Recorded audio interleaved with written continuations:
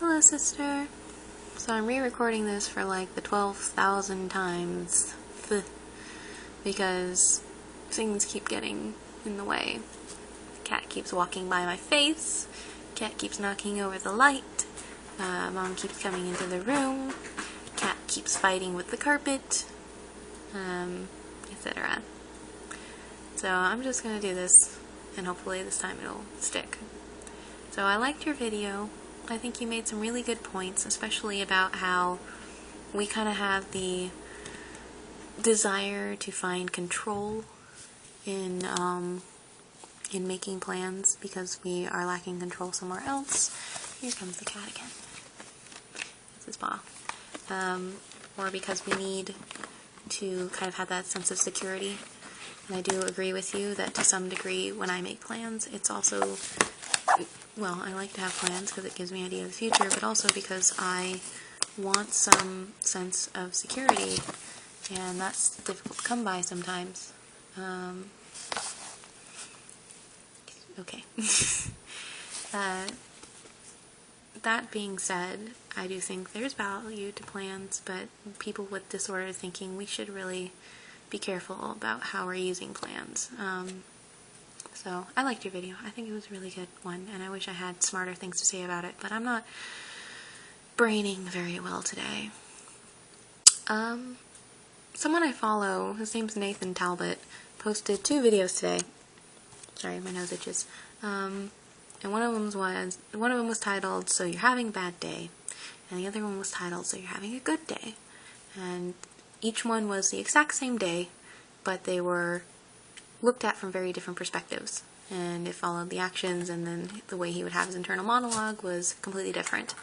And I thought that was really interesting, and I watched that this morning.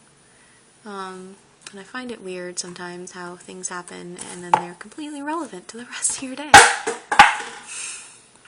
Anyways, so he made those videos, and then I had what could be considered a very bad day. Maybe not very bad, somewhat bad, in terms of triggers, definitely.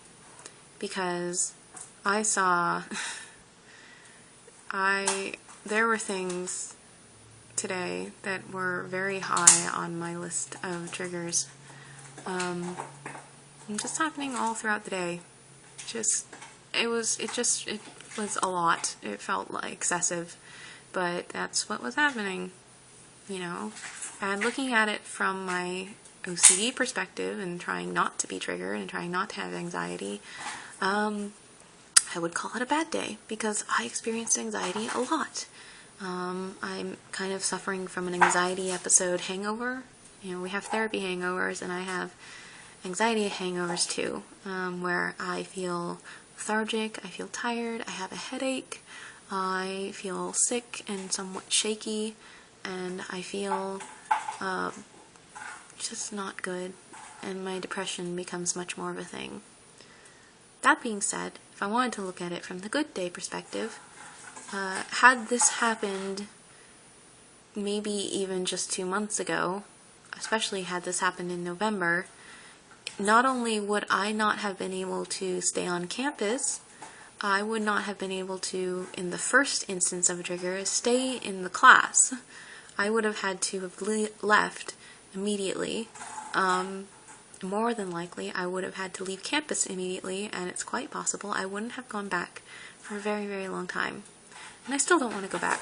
I don't want to go tomorrow. I really don't. I have to, and I'm gonna, but I really don't. I just want to stay home and not go out into this world that has nothing but triggers. It's just, yeah, so, but I'm going to. But on the positive side, today I managed to not only stay in school all day, I managed to stay in the classroom, I managed to actually kind of move past it for, you know, I was still hyper aware of the trigger's presence in the room, because it was an item on someone's person, and like I knew it was there, and I knew if I looked at it too long I would start to have panic, and just thinking about it right now, I'm starting to have problems.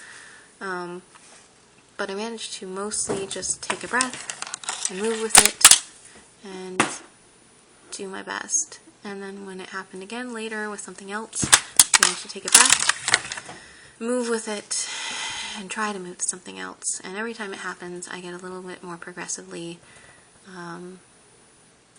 less able to deal with things. The kitten is literally walking by me with this toy, like 5 times. Anyways, so from a therapy perspective, today was probably a good day. I'm gonna go with that, and hope that tomorrow is a better day. Anyways, I love you a lot. I hope you're doing really well, and I can't wait to see your video tomorrow, okay? Alright, bye.